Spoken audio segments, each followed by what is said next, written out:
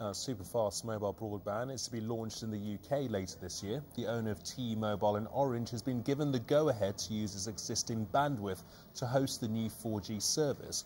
Rival networks say the move will give the operator an unfair advantage, as Ty Genwright reports. Even when you're on the go, sometimes the cricket just can't wait. And while modern smartphones and tablet computers have made it easy to keep up to date, old 3G connection speeds don't help. But 4G will be better and faster. The future is bright and almost upon us. 4G downloads will be 10 times faster than 3G, faster even than most fixed-line broadband connections, making data and video downloads easier and better, and video calling could become the norm.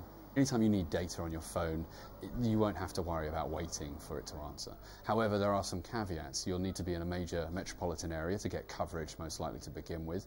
Your battery life will be heavily affected, and we've already seen that in devices in the States. And you'll probably also need a top-of-the-range, state-of-the-art phone. It's one thing getting the data down quickly, but it's another thing actually processing it and doing something with it. When Orange and T-Mobile merged 2 years ago, they created Everything Everywhere, now Britain's biggest mobile phone provider with 27 million customers. But the merger left it with mobile spectrum to spare, which the regulator Ofcom says it can use to launch 4G services in October. There are other networks in the world that use different airwaves, and 4G has been implemented on those.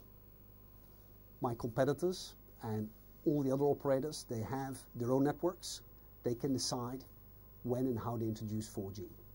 The other mobile networks have waited to buy new spectrum for 4G and won't be able to launch their services until next year. O2 is hugely disappointed. 3 warns Ofcom's decision harms consumers.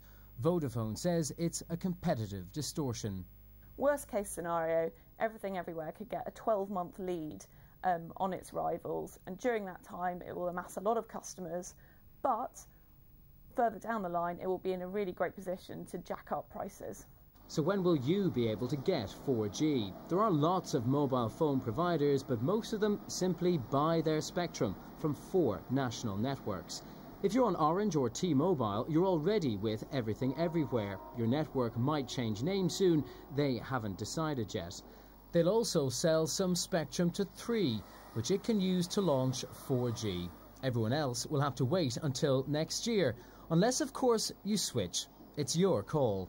Ty Genwright, Sky News.